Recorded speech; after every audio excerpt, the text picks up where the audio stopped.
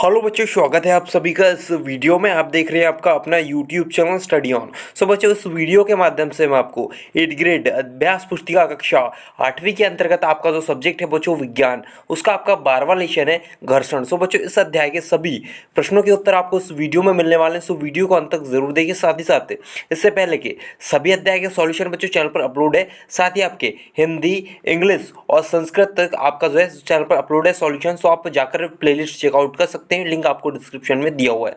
तो चलिए हम वीडियो शुरू कर लेते हैं। इससे पहले इस वीडियो को अपने सभी दोस्तों के साथ शेयर करना ताकि उनकी हेल्प हो, और चैनल को सब्सक्राइब कर लेना ताकि आने वाली हर वीडियो का नोटिफिकेशन आपको मिल सके।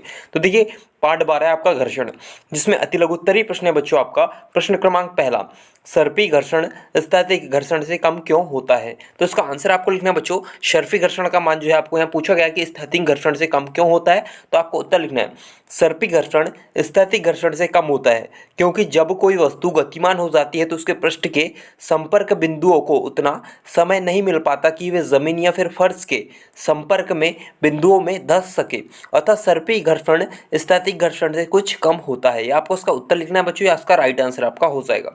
सो वीडियो को रोककर बच्चों पूरा आंसर आपको लिखते जाना है। इसके बाद देखिए सेकंड क्वेश्चन है घर्षण को प्रभावित करने वाले कारक कौन कौन से हैं? देखिए, घर्षण को प्रभावित करने वाले कारक आपको यहाँ लिखना है। तो उत्तर लिखना है बच्चों, घर्षण को कारक को प्रभावित करने वाले कारक है। तो देखिए, सबसे पहला हो जाएगा सतह के गुण, दूसरा लिखना है बच्चों भौतिक विशेषताएं, तीसरा आपका हो जाएगा तापमान, और चौथा हो जाएगा सापेक्ष गति। इस तरीके से आपको इसका उत्तर दूसरे प्रश्न का ये लिख लेना है। इसके बाद देखिए आगे आपका तीसरा प्रश्न है कि माचिस की खुरदुरी सतह पर रगड़ने पर माचिस की तीली आग क्यों लग जाती है?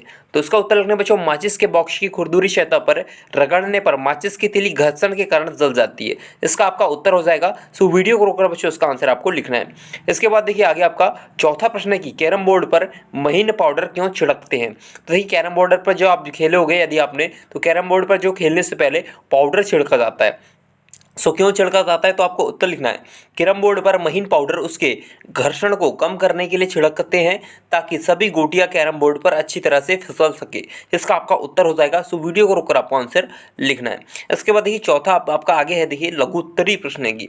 पांचवा प्रश्न है बच्चों, खिलाड़ियों के जूते की तली एवं वाहनों के टायर को खांचेदार क्यों बनाया जाता है?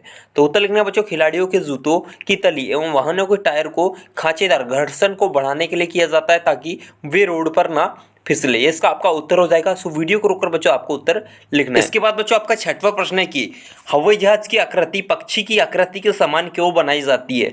सो आपको यहाँ उत्तर लिखना है वायुयान की आकृति पक्षी के समान इसलिए बनाई जाती है ताकि उस पर लगने वाला वायु का कम घर्षण बल लगे। पक्षी के शरीर की संरचना इस प्रकार होती है कि उसके आगे निकुली चोंच निकुली होती है तथा सिर गोल होता है, जिससे उसे उड़ने में आसानी होती है और उस पर वायु का जो है वायु का कम दबाव पड़ता है और उस कम वायु का जो है कम घर्षण बल लगता है। ये आपको इसका उत्तर लिखना है। छठवें प्रश्न का उत्तर बच्चों ये पूरा आपका हो जाएगा।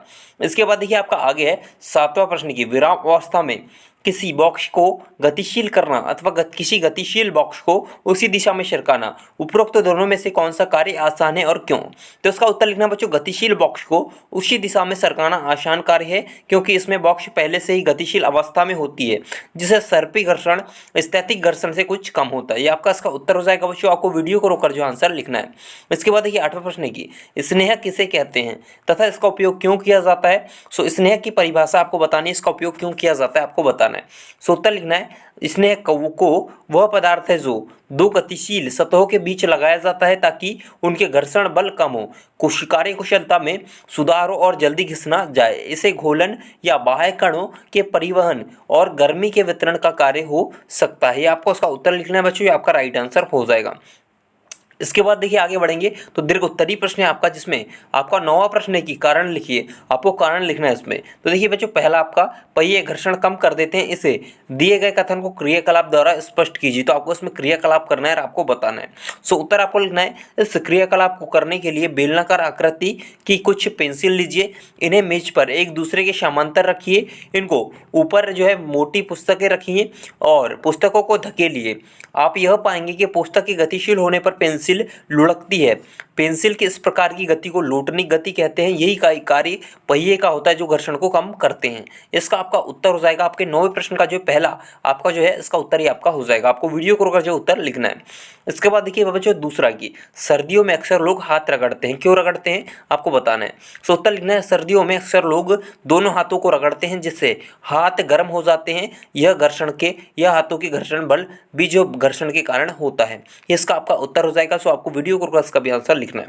उसके बाद देखिए तीसरा कमानीदार तुला क्या है। कमानीदार तुला की आपकी परिभाषा आपको लिखनी है। तो उत्तर लिखना है बच्चों कमानीदार तुला एक प्रकार की तुला या फिर तराजू है। इसमें एक स्प्रिंग होती है जिसका एक सिरा फिक्स रहता है और दूसरे सिरे पर हुक के द्वारा वह भार लटकाया जाता है जिसका वजन ज्ञात करना हो। यह हुक के नियम पर कार्य करती है। इसका आपका उत्तर हो जाएगा तीसरे वाले का।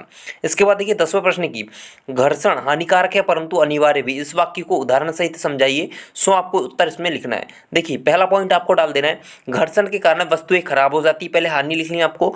घर्षण दूसरा लिखना है घर्षण के कारण वस्तु को खींचना या धकेलना कठिन होता है। तीसरा लिखना है बच्चों घर्षण के कारण अधिक बल लगाने की आवश्यकता होती है। चौथा लिखना है यदि घर्षण न हो तो गतिमान वस्तु को रोकना असंभव है।